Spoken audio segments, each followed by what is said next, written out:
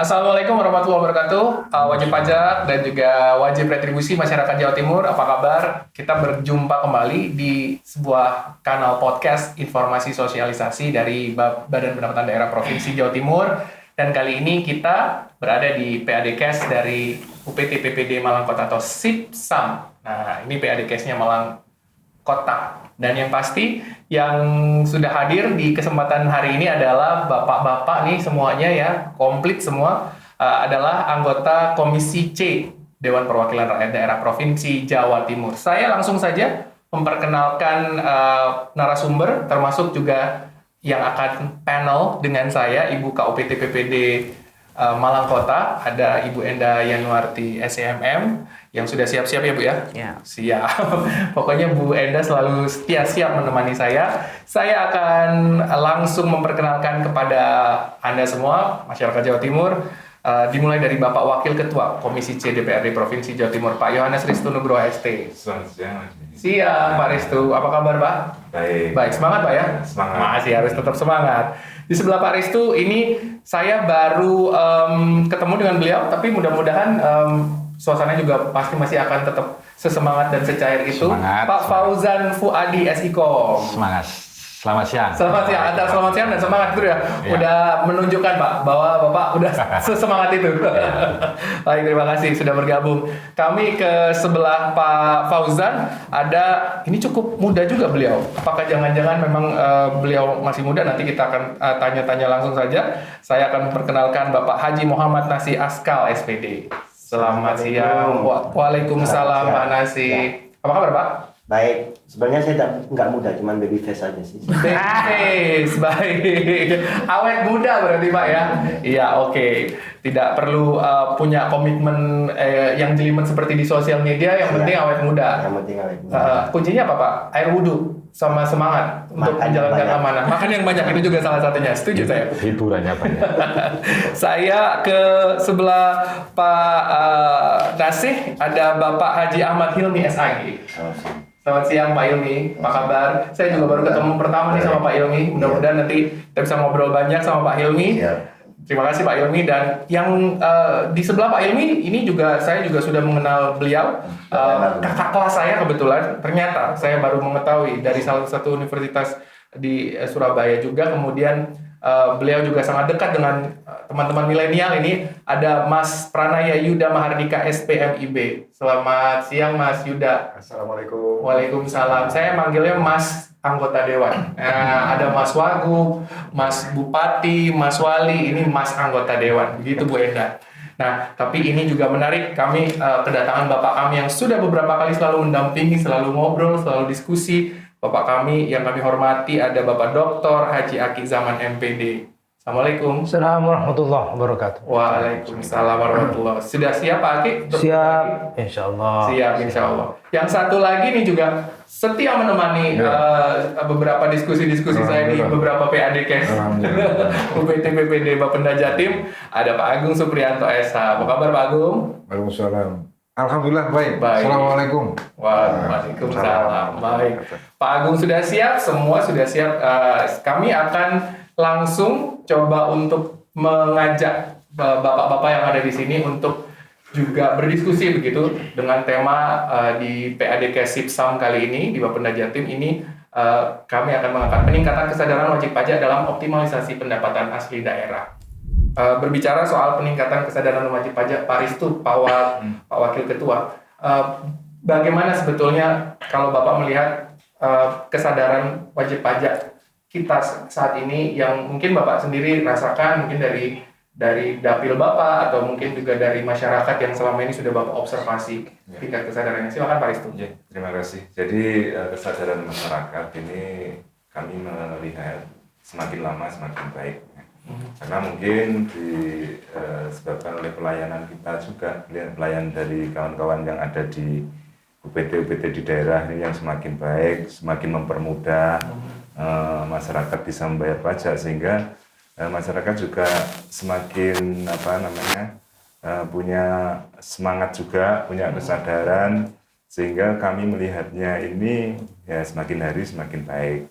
Ini juga secara data kita hari ini juga kan sudah melampaui target. Itu artinya ya kesadaran masyarakat, tentunya kembali ke kesadaran masyarakat bahwa masyarakat sudah mulai sadar untuk membayar pajak, dan kemudian mungkin masyarakat juga tahu kewajibannya, kemudian juga sadar bahwa pajak ini adalah salah satu yang dibutuhkan ya, untuk membiayai pembangunan yang ada di Jawa Timur ini. Ya.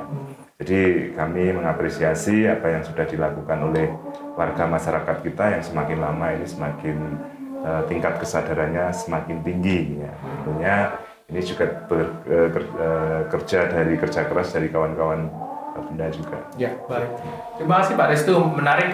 Kami kita diapresiasi Bu Enda oleh Pak Wakil Ketua. Terima kasih. Berarti kesadarannya setidaknya sudah ada peningkatan dari mungkin berkaca pada data yang juga kita dapatkan bersama sudah melampaui target. Kalau Pak Fauzan sendiri melihatnya bagaimana Pak terkait kesadaran? Sebetulnya menurut saya dimensinya ini kan bisa faktor internal dan eksternal dari seseorang wajib pajak itu sendiri. Berbicara kepatuhan atau kesadaran terhadap tanggung jawabnya sebagai pembayar pajak, mestinya kan seseorang itu punya inisiatif sendiri untuk tahu kapan kewajibannya, sehingga dia tanpa ada rangsangan dari luar, tanpa ada paksaan, dia sudah dengan rutin, disiplin melaksanakan kewajibannya. Tetapi juga tidak cukup hanya di situ. Berharap sekedar wajib pajak itu tanpa ada motivasi, tanpa ada strategi yang dilakukan oleh institusi pemungut pajaknya, dalam konteks di provinsi, katakanlah Bapenda Jawa Timur seperti ini, juga tidak serta-merta urusan menggugah kesadaran membayar pajak itu selesai urusannya.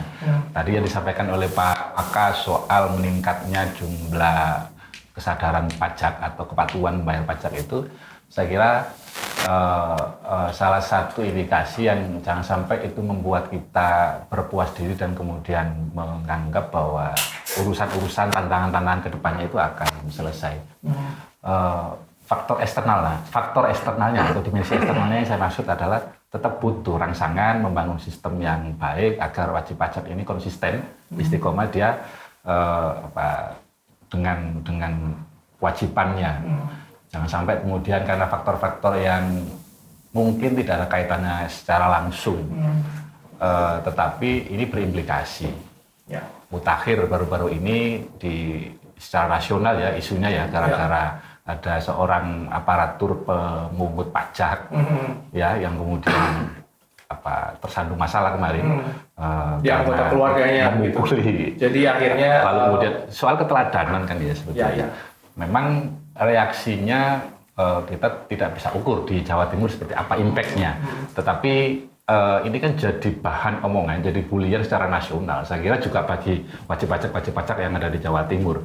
Karena minimnya keteladanan dari kita semua, saya kira ya, yang semestinya soal gaya hidup, soal ketaatan juga. Ternyata Bu Sri Mulyani kan menyampaikan bahwa dari 38.000 wajib pajak mereka yang dari Kementerian Keuangan, soal LHKPN saja tidak sampai 100% loh. Ini kan juga dibaca oleh masyarakat. Ini faktor-faktor yang saya kira semua kalau disempurnakan akan semakin memaksimalkan kewajiban kesadaran orang terhadap kewajiban bayar pajak. Jadi keteladanan lah. Mungkin kalau meneladani Nabi Muhammad SAW itu kan juga kita selalu diajarkan selalu suri toladan. Jadi keteladanan itu mungkin yang diinisiasi oleh Pak Fauzan, bahwa memang penting mungkin Bu Enda bahwa kita Bapenda Jatim kembali diingatkan sebagai punggawa pendapatan asli daerah, ini penting adanya untuk bisa meneladani masyarakat sehingga masyarakat kemudian juga jadi taat gitu. Nah kalau ke Panasih gimana melihatnya?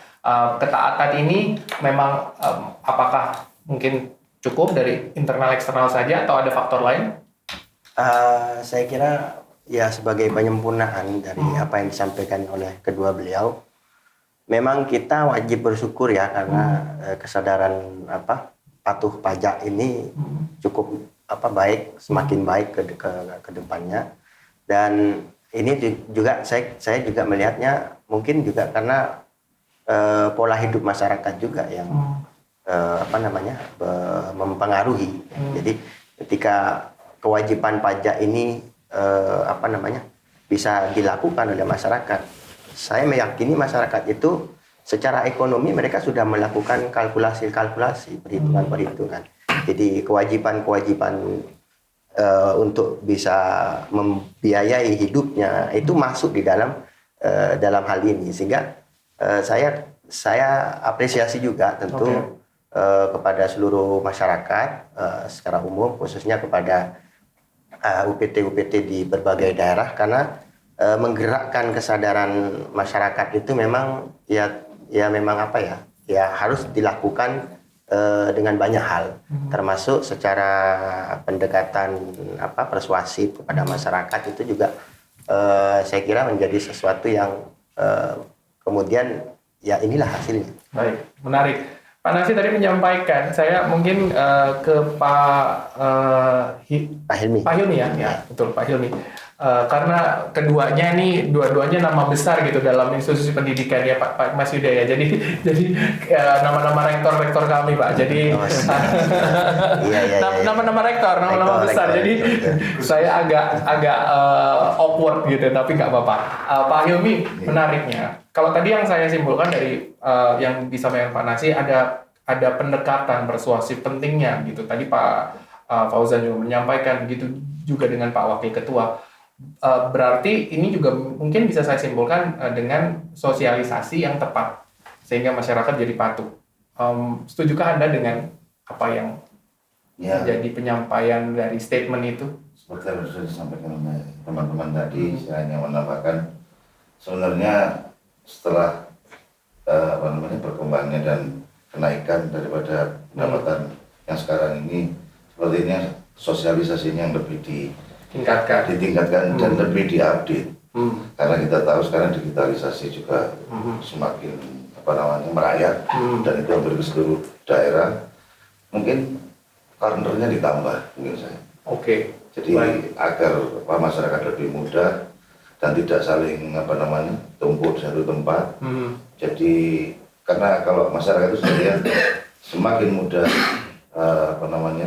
untuk membayar kendaraan bermotor, gerak-geriknya semakin banyak, insya Allah akan semakin lebih semangat untuk melunasi pajak-pajak. Menarik Pak Ilmi, nanti kita akan panel dengan buka OPT. Karena saya lihat di kota Surabaya, saya domisilinya di Surabaya, sudah mulai kelihatan di mal-mal besar itu, sudah mulai kelihatan kolon-kolon itu banyak dibanjiri oleh masyarakat yang ingin bayar pajak. Nah, itu salah satunya kanalisasi untuk masyarakat yang memang mungkin hobi nge-mall, belanja, nongkrong dan sebagainya.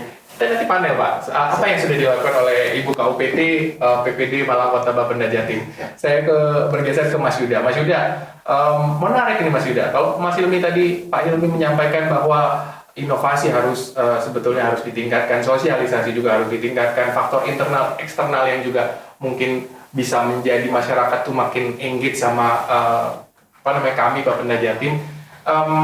Setidaknya dengan inovasi-inovasi yang sudah tercipta di Bapenda Jatim, harusnya ada signifikasi peningkatan ketaatan wajib pajak. Sementara kalau misalnya saya melihat dari sisi Anda sendiri yang concern terhadap teman-teman atau masyarakat milenial nih. Nah, ini gimana Mas meningkatkannya? Apakah cukup hanya dengan digitalisasi saja yang kami sudah lakukan atau melalui apa lagi? Karena ini jadi PR kita juga ya buka OPT, bahwa kadang-kadang kalau untuk masyarakat yang middle age sampai dengan yang usia advance itu biasanya mereka kesadarannya sudah terbentuk begitu. Tapi gimana dengan yang milenial? Silakan Mas Yuda. Ya, saya pikir kalau kita bicara segmen milenial sebagai wajib pajak, yang pertama memang digitalisasi itu penting pasti. Karena bagaimanapun di semua generasi yang paling akrab dengan teknologi itu teman-teman milenial. Cuman kita juga nggak boleh lupa kalau teman-teman milenial ini juga punya gaya patron. Artinya gaya patron itu mereka punya di masing-masing lingkungannya itu punya orang yang mereka teladani, yang mereka anggap sama, yang mereka anggap senasib, sepenanggungan sama. Nah, itulah yang harus kita kita berdayakan untuk memacu semangat sadar untuk bayar pajak. Jadi menurut kami kalau misalnya mau ngomong ekstrim mungkin duta bayar pajak misalnya seperti itu. Jadi bikin duta pajak Jawa Timur atau apa. Jadi supaya keteladanan itu ada. Dan keteladanan itu hari ini tidak mesti dari orang yang usianya jauh di atas. Bisa juga dari teman-teman sebaya dan seumuran. Nah, inilah mungkin yang harus dikonsep secara matang oleh Bapaknya. Bagaimana caranya mengemas keteladanan yang peer-to-peer-nya. Nah, jadi seumuran, sebaya, selingkungan. Ini bagaimana supaya ini menjadi viral, kemudian gaya hidup pajak kita, bayar pajak itu bukan menjadi beban, tapi jadi suatu tren. Nah, tren yang itu menjadi mengasihkan bagi wajib pajak yang masih di usia itu. Gitu. Jadi menarik ya Mas, tidak ada gap. Kalau misalnya mungkin kalau Bu Enda mungkin masih semangatnya masih milenial gitu kan kalau buka OPT, tapi mungkin bagi yang operator atau penggawa kami yang memang mungkin sudah berusia, ketika mau melakukan komunikasi, sosialisasi gitu ke wajib pajak, ketika tidak peer to peer itu agak sedikit susah gitu ya. Kita menarik. Oke, Mas Ida, saya ke Pak Akik ini dari milenial saya mau mungkin paradigmanya ke konvensional atau yang mungkin kita sebut masyarakat yang dengan tingkat kesadaran sebetulnya sudah cukup tinggi. Nah, tapi yang menarik juga Pak Aki, ada juga orang-orang atau masyarakat Jawa Timur wajib pajak yang kadang-kadang masih melakukan penundaan-penundaan, sehingga kalau Bapak melihatnya dari sisi mereka mungkin ada masyarakat di dapil Bapak yang sudah sempat sharing dengan panjenengan, ini seperti apa Pak? Ya, tentu bervariasi ya, jadi sesuai dengan stratifikasi sosial. Cara pendekatan dakwah juga bervariasi, menyesuaikan itu. Masih ada juga golongan masyarakat yang terikat oleh tradisi-tradisi lama, tapi yang milenial mungkin dia akan menempuh cara yang baru. Tapi intinya mau lama, mau baru, itu yang penting mudah, gampang, cepat, itu intinya. Faktanya juga banyak tunggaan pajak yang masih tersisa sebagai PR kita. Tetapi ternyata di beberapa UPT tunggaan itu bisa terselesaikan lancar dengan baik dengan beberapa pendekatan itu. Jadi kita jangan kehilangan satu inovasi untuk mencari hal-hal yang baru. Masyarakat didekati dengan persuasi. Bukan lagi zamannya masyarakat itu didekati dengan cara kekuasaan. Tapi cara, kalau istilah saya itu kita ini pamung praja, bukan pangreh praja. Pangreh praja itu zaman dahulu kala. Kita ini pamung melayani dan masyarakat dibuat happy dengan cara model pembayaran apapun, mereka dibuat happy sehingga stimulus itu muncul di dalam diri masyarakat itu, bahwa dengan cara begitu dia lebih aman, dia lebih mudah transaksi, dia lebih mudah menjual ke pihak lain. Karena kalau itu sudah melekat, mereka pasti tanpa dioprak-oprak juga pasti akan. Kalau enggak, ya akan terganggu transaksi barangnya. Saya kira itu. Baik, matur nuwun Pak Akik. Ini menarik, mungkin nanti bisa jadi sosialisasi lewat jalur dakwah gitu. Karena beliau kan sangat dekat dengan menarik Pak Akik. Nah, beliau ternyata punya skill juga Bu. Selain mendakwah itu mungkin bisa jadi stand up comedy gitu ya. Apa yang dilakukan beliau barusan. Oke, Pak Agung gimana Pak Agung? Ini melihatnya seperti apa? Kalau misalnya tadi disampaikan Pak Akik kemudahan, sudahlah caranya bisa menyesuaikan dengan digital, dengan peer to peer sesuai dengan stratifikasi atau apa yang mau kita tuju, community mana yang mau kita tuju.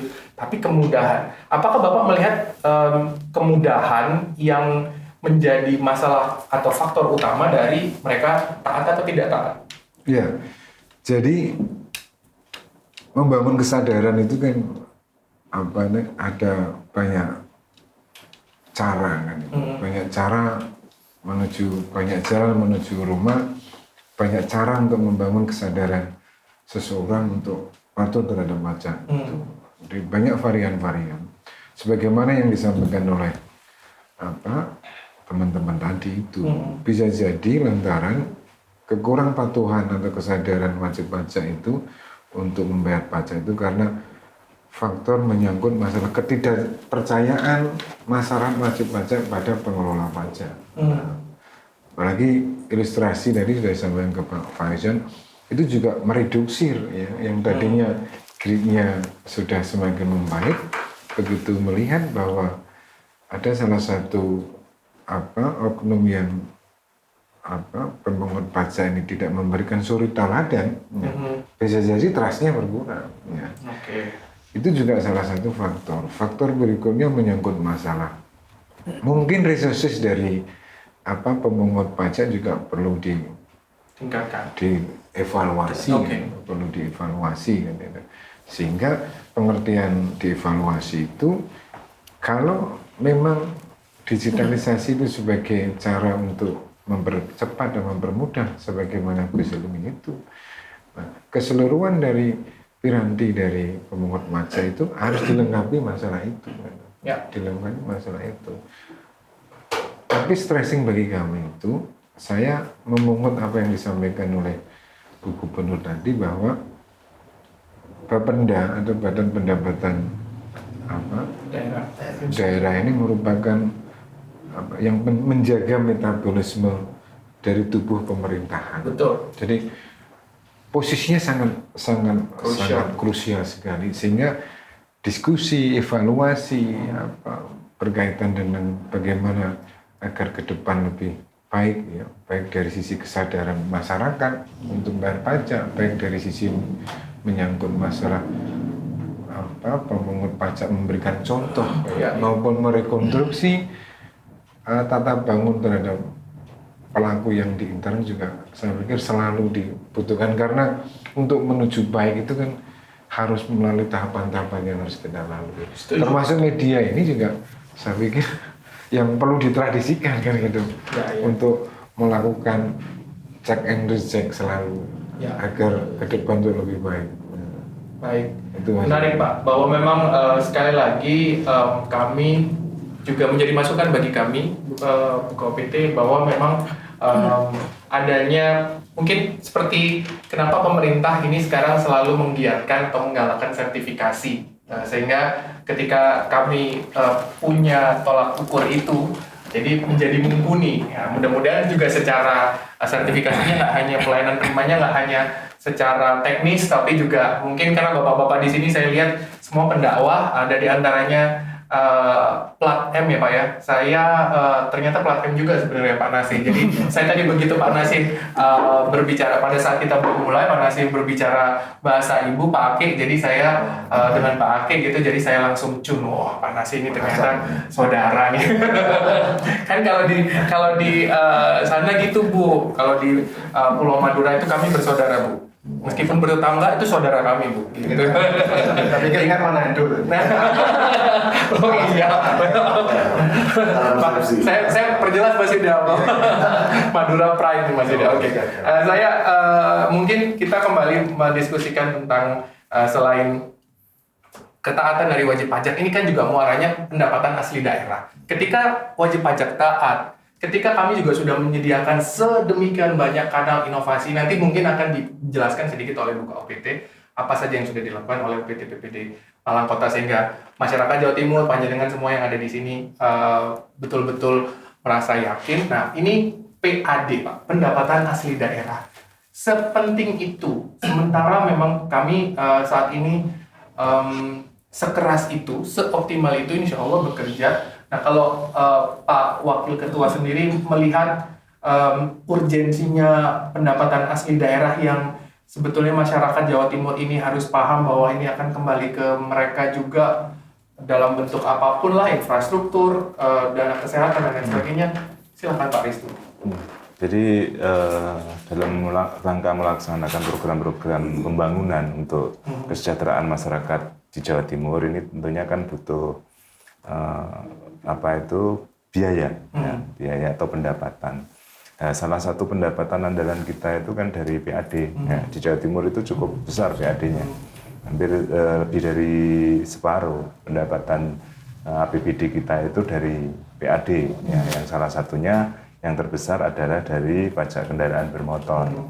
Nah, kemudian kalau itu pendapatannya bisa maksimal, otomatis semua program yang sudah disepakati bersama dalam rangka untuk mewujudkan pertumbuhan ekonomi di Jawa Timur, untuk mencapai kesejahteraan masyarakat di Jawa Timur ini akan segera tercapai. Tetapi kalau biaya yang diperlukan atau pendapatan yang diperlukan untuk membiayai pembangunan itu katakanlah tersendat, otomatis tidak semua program yang sudah disepakati bersama ini akan bisa jalan. Nah, oleh karenanya memang penting sekali ya, PAD Jawa Timur, apalagi PAD kita itu sangat dominan untuk sebagai pendapatan yang besar di APBD Jawa Timur. Sehingga kalau itu lemah, otomatis ya pembangunan kita akan tersendat.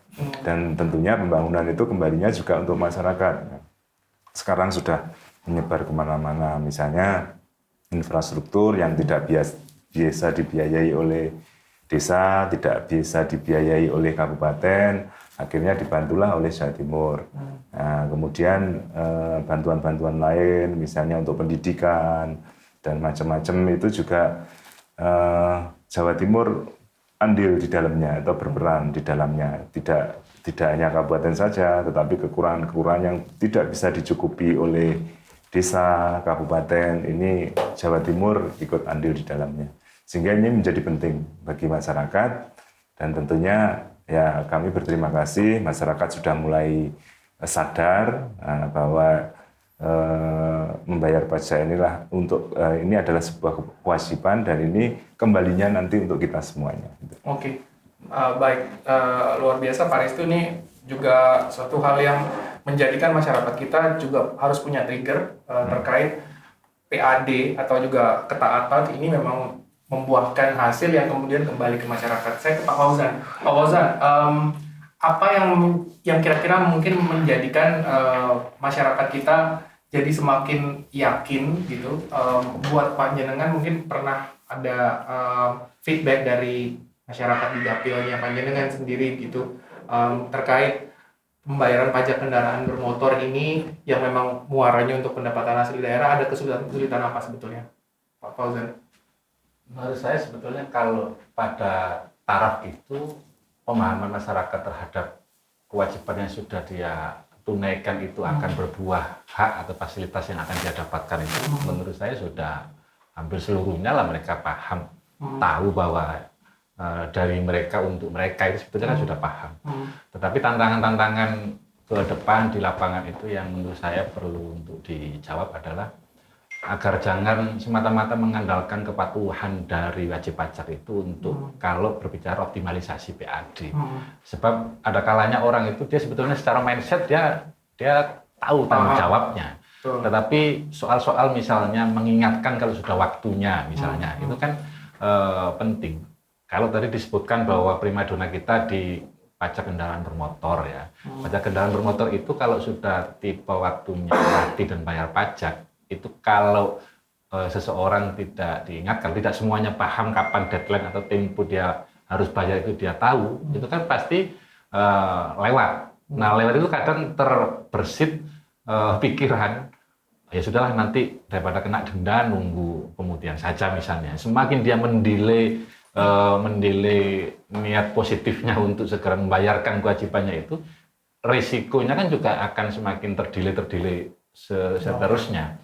Nah mungkin perlu ada software atau mekanisme apa begitu agar katakanlah misalnya ini kan yang paling banyak terjadi itu kan ketika dari tangan pertama, tangan kedua dan seterusnya ketika barang kendaraan bermotor itu sudah pindah tangan ya. Nah dari Ranase saya beli, mungkin Bapak Penda itu mengingatkannya kepada Ranase. Padahal saya belum balik nama. Mungkin saya tidak balik nama karena mahal juga. Ya bisa jadi kan nanti kedepannya juga bisa nggak balik nama itu tidak usah mahal-mahal. Yang penting masuk kan. Pajaknya masuk daripada kemudian saya ambil kendaraan bermotor, lalu tidak saya balik nama karena mahal, kan lebih baik ini dibikin murah. Ini regulasinya nanti bisa dikaji ya. Nah, dibikin murah, tapi saya tetap bisa balik nama, dan kalau sudah balik nama maka misalnya ada call center, ada ya kayak kita kalau credit card kemudian telat 1 hari itu langsung ditelepon tiap hari kan sama teller bank itu. Padahal hanya untuk mengingatkan bahwa kita sekedar untuk bayar tanggungan administrasi yang mungkin hanya 100.000, 200.000. Masa Bapak punya utang? Kan nggak percaya aja. Nah, ini case-case di lapangan yang tadi ditanyakan oleh Pak Yudi. Karena nggak bisa kita hanya berharap dari kesadaran. Harus ada sistemnya juga. Ini sekian banyak channel ini. Ini kan sebetulnya hanya piranti katanya Pak Agung tadi kan. Hanya alat. Tetapi dia tidak berbicara apa-apa kalau tidak difungsikan dengan maksimal kepada masyarakat agar ya ini bukan pragmatis, ini mempermudah sampean sebetulnya. Dari mereka untuk mereka. Pajak itu kan secara langsung fasilitasnya bisa langsung dirasakan. Beda dengan retribusi kan. Retribusi saya bayar parkir, saya bisa parkir. Ini pajak tidak secara langsung, memang ya masyarakat harus diedukasi terus-menerus soal itu. Ya, oke. Menarik. Mungkin saya loncat dulu sebelum ke Pak Nasir, saya ke Pak Alki. Sebagai yang salah seorang yang cukup senior di sini, sangat senior, Pak. Tapi saya melihat Senior itu enggak enak. seniornya tuh luar biasa, Pak. Tidak usia. Senior itu dengan tua. Nah, itu kalau udah Pak Aki yang matur sendiri kan nggak apa-apa ya. Kalau jangan sampai saya yang matur sendiri jadi jambu mente nanti saya. Oke, Pak Aki, menariknya tadi yang disampaikan Pak Fauzan bahwa harus ada disruptif kemudahan-kemudahan yang kemudian diberikan sebetulnya sehingga mungkin nggak melulu kita menantikan ketaatan. Nah, ini menarik Pak. Kalau dari sisi Bapak yang sudah cukup luar biasa malang melintang di dunia politik, kemudian juga ketemu sama masyarakat, setuju nggak Pak? Atau ada pandangan lain?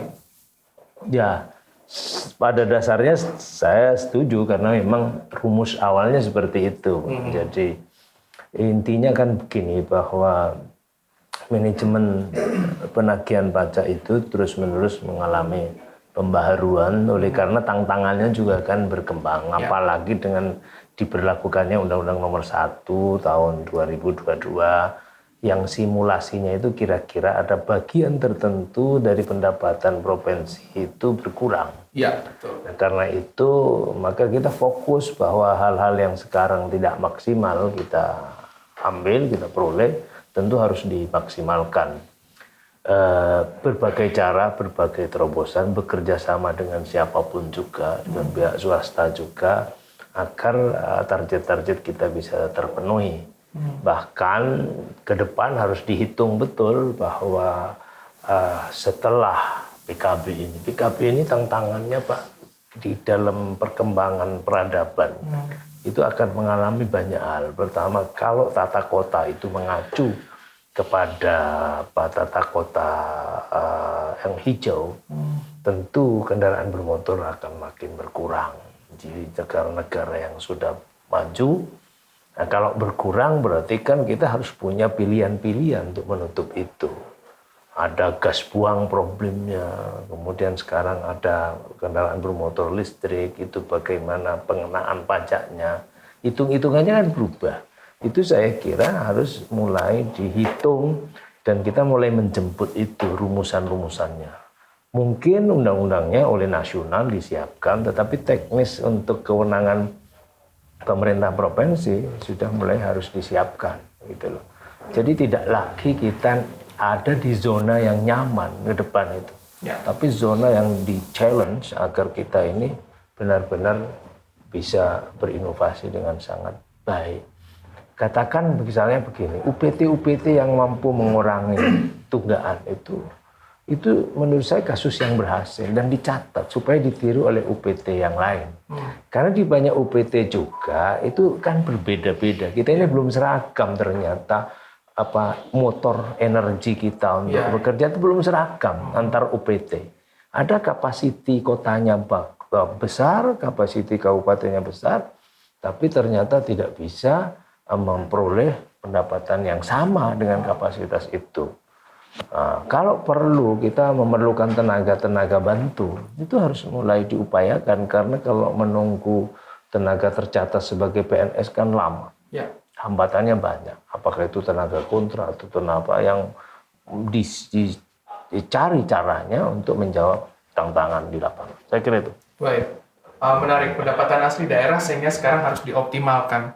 Kalau Pak Nasih gimana melihatnya? Apa saja sebetulnya yang kita bisa optimalkan lagi dari sisi tadi Pak Aki juga sudah menyampaikan ini ke depan tantangannya semakin besar, provinsi nanti akan ada beberapa poin yang bisa kehilangan sementara, kan sekarang bukan kehilangan sebetulnya, karena kan kami juga membagi hasil dengan pemerintah kabupaten kota.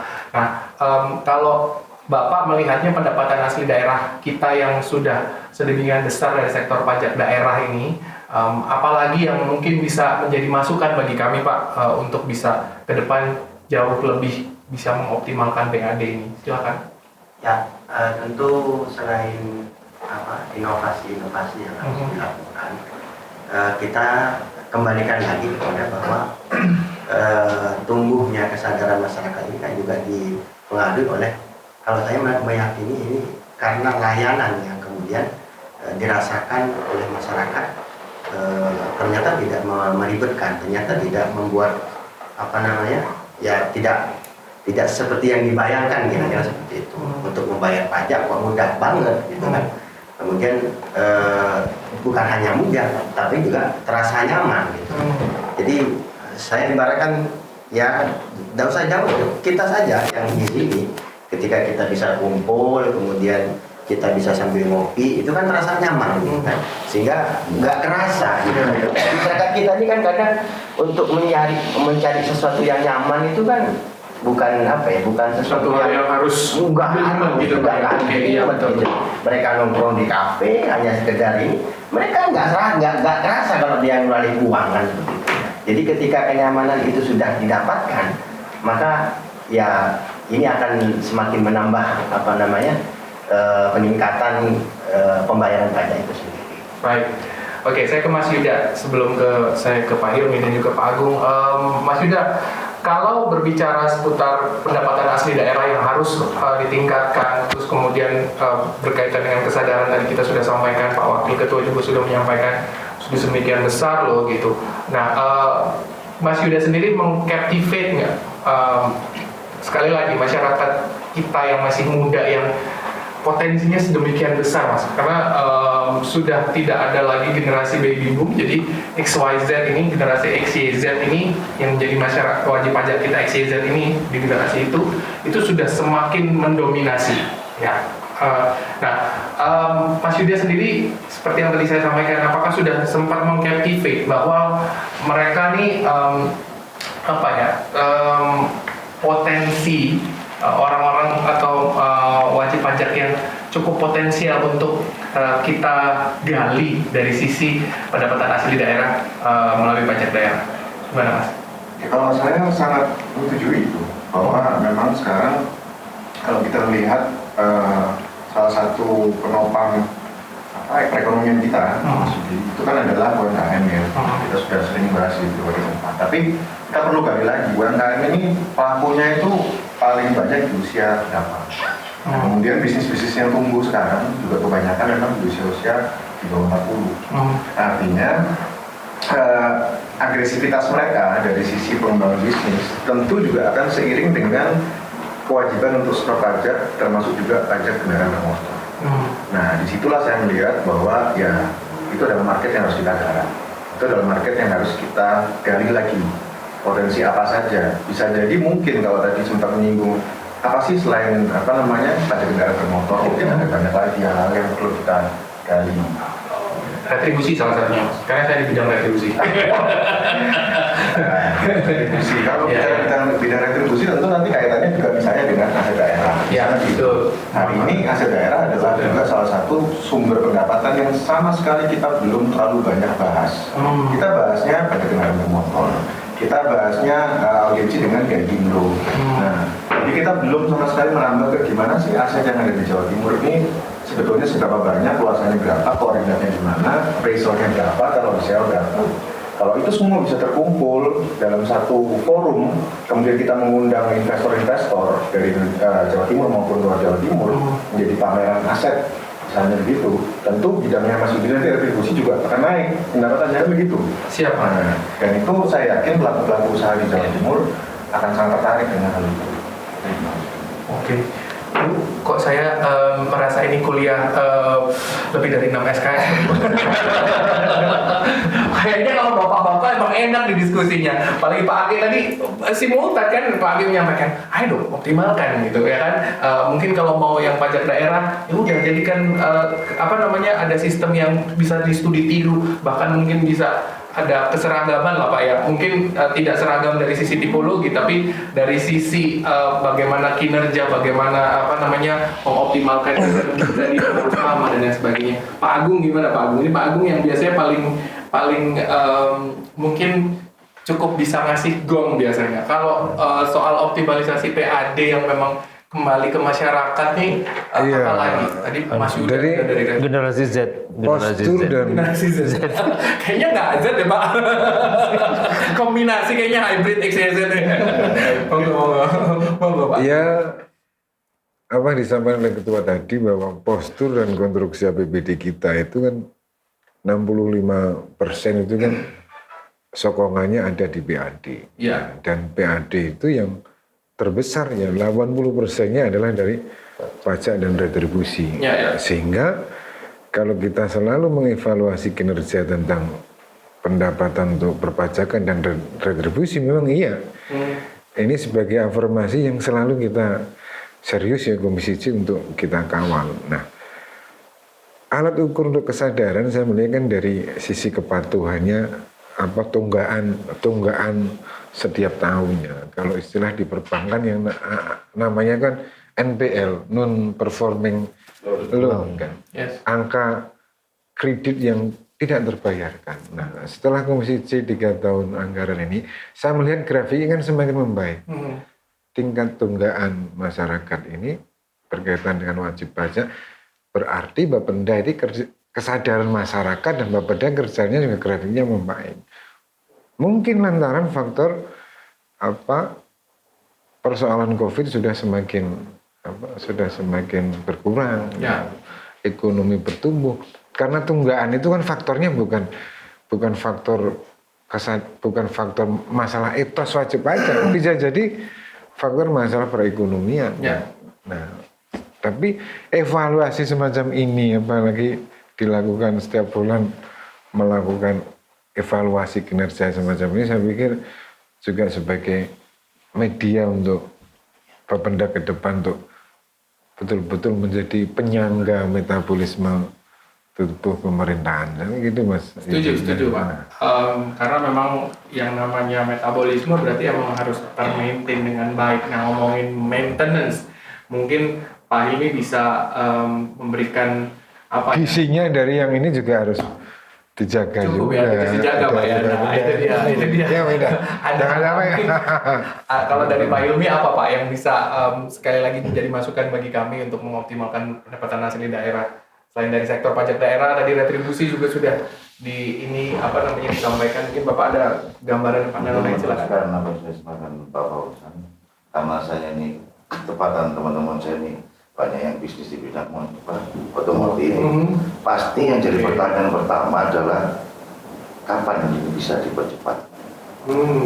Utamanya balik nama, contohnya dari Jakarta ke Malang ke Surabaya. Karena semakin lama regulasi ini balik nama, maka akan penjualan semakin tersendat. Semakin cepat balik namanya selesai, maka akan semakin cepat diberikan kepada user karena kan mendatangkan lagi barang-barang yang terbaru gitu Pak. Di antara satunya Pak Yudi. Yang kedua untuk kita yang belum pernah cek sono, yang kedua ini kan masih terakreditasi ya nomor ini. Saya nggak tahu selama ini. Koordinasi dengan yang bagian pendataan dan ekonomi jadi kita undang UMKM karena semakin mereka bisa mendapatkan pendapatan lebih baik, saya yakin mereka akan lebih cepat beli motor. Antara seperti itu. Logikanya seperti itu nih. Semakin banyak semakin banyak para bayar pajak dan karena mereka diuntungkan kemudahan dan ada yang namanya Agung Supriyanto. Insya Allah apa yang menjadi keinginan Bapak saya akan terwujud semua dan semakin baik tiap tahun. Baik, terima kasih Pak Hilmi. Ini menarik. Mungkin kita memberikan kesempatan untuk Bu KUPT mempanel apa saja sebetulnya yang sudah dilakukan dari UPT PPD Malang Kota. Ini luar biasa sebetulnya. Tadi kita mendapatkan diskusi atau tanggapan-tanggapan dari bapak-bapak anggota Komisi C DPRD Provinsi Jawa Timur. Silakan.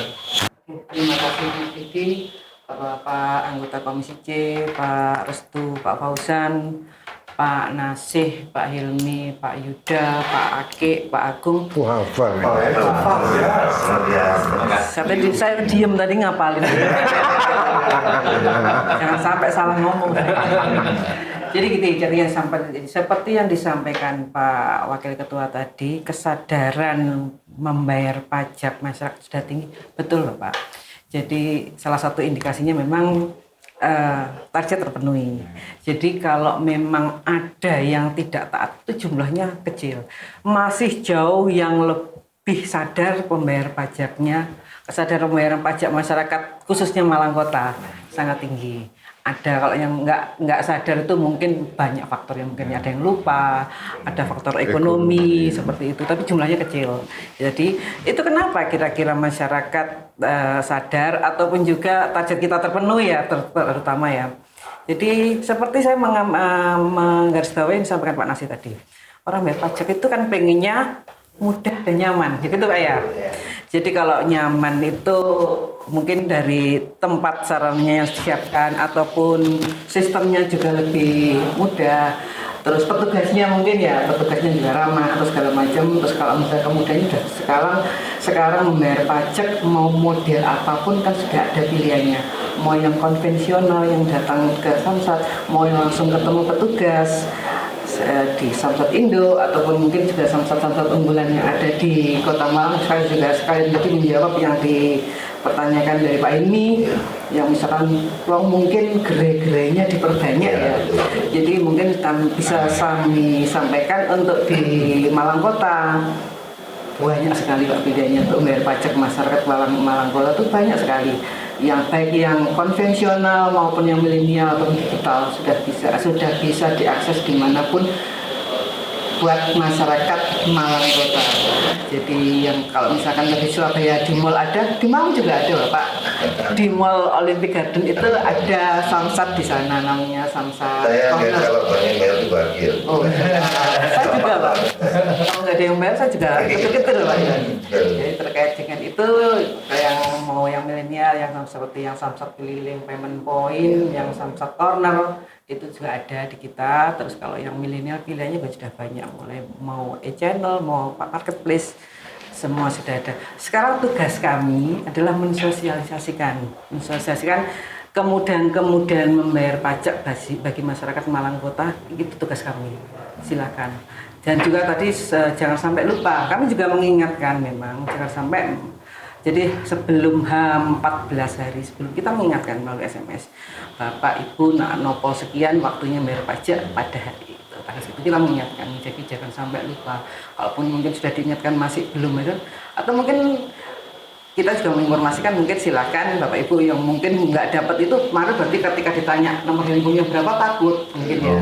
Jadi kalau misalkan ditanya sama petugas kami, misalkan suruh mendata nomor handphone itu tujuannya kalau ada informasi dari kami itu akan kita sampaikan kepada mereka. Nggak usah takut. Aku diajak kenalan besok. Itu mungkin kurang lebih yang sudah kami lakukan untuk masyarakat Malang Kota. Oke. Mas Yudi nggak mau nambah Mas Yudi? Baik, saya pikir cukup Ibu. Karena sudah komprehensif apa yang sudah disampaikan Ibu KOPT bahwa kemudahan itu memang mungkin perlu disosialisasikan. Nah, kami perlu bapak-bapak nih untuk juga mendampingi Bapenda Jatim untuk mensosialisasikan PAD-KES, pendapatan asli daerah KES yang terus bergulir. Kita itu punya forum reses, Siap. punya forum sosiolomiran, apa? Solo Somiran, yaitu sudah berubah. Solo Somiran itu mulai seminar, simposium, apa namanya, sarasehan, apa macam di situ bisa dikonekkan dengan UPT setempat. Nah, Pak Agung di Tuban, nanti UPT Tuban bisa memanfaatkan forum itu untuk kampanye. Biar nyaman taat pajak. Nah, biar nyaman taat pajak. Di kafenya Pak Agung gitu. Ini kafenya Pak Agung. Itu pakai forum itu. Itu forum melibatkan masyarakat. Siap. Baik, menarik. Mengenai kafe nanti kita bicarakan lebih lanjut Pak. Tuban Pak ya, PAD-KES di Tuban. Nah, tapi kita di kafenya Pak Agung kan kapan lagi PAD-KES keluar gitu. Baik, menarik. Tapi terima kasih Bapak-bapak sudah berkenan hadir. Luar biasa apa yang sudah kita obrolkan, diskusikan. Semoga masyarakat Jawa Timur juga semakin mendapatkan insight dari apa yang kita diskusikan kali ini. Insya Allah kita masih akan tetap ketemu lagi karena memang seperti yang tadi kami sampaikan bahwa Bapenda Jatim terus juga butuh mensosialisasikan terkait apapun lah program-program Bapenda Jatim pun juga yang perlu disupervisi oleh Bapak Ibu dari anggota Komisi C Dewan Perwakilan Rakyat Daerah Provinsi Jawa Timur. Terima kasih sekali lagi Pak Ristu, Pak Fauzan, Pak Nasih, Pak Ilmi, Mas Yuda. Terima kasih Pak Akik. Pak Agung, Ibu KOPT juga terima kasih sudah menemani kami untuk panel di kesempatan ini. Kami pamit, terima kasih. Jangan lupa bagi Anda wajib pajak dan wajib retribusi masyarakat Jawa Timur jika Anda memiliki hal-hal yang ingin dikomunikasikan. Nah, UPT PPD Malang Kota itu sudah mempunyai channel dari beberapa sosial media, mungkin nanti bisa dimunculkan, termasuk yang juga bisa disampaikan lewat SIPSAM ini, Sistem Informasi Pelayanan KB Samsat Malang Kota, atau mungkin SAM-nya itu juga berkembang, ada inovasi Samsat Around Malang gitu ya Bu ya. Sekalian promosi, bukan informasi sosialisasi, selain yang sudah ada. Bisa di nomor WhatsApp kami di 085 mohon izin Pak Nasih, 085 7 3 kali 74 kali boleh 8961 ya. 085 74 kali 89611. Pak Nasir sampai membantu saya. Terima kasih banyak. Salam optimis. Salam optimis Jatim Bangkit. Optimis Jatim Bangkit. Baik, salam optimis Jatim Bangkit itu yang terakhir dari kami. Kami akhiri, mohon maaf apabila ada kekurangan. Wallahumma muwaffiq la. Assalamualaikum warahmatullahi wabarakatuh. Waalaikumsalam.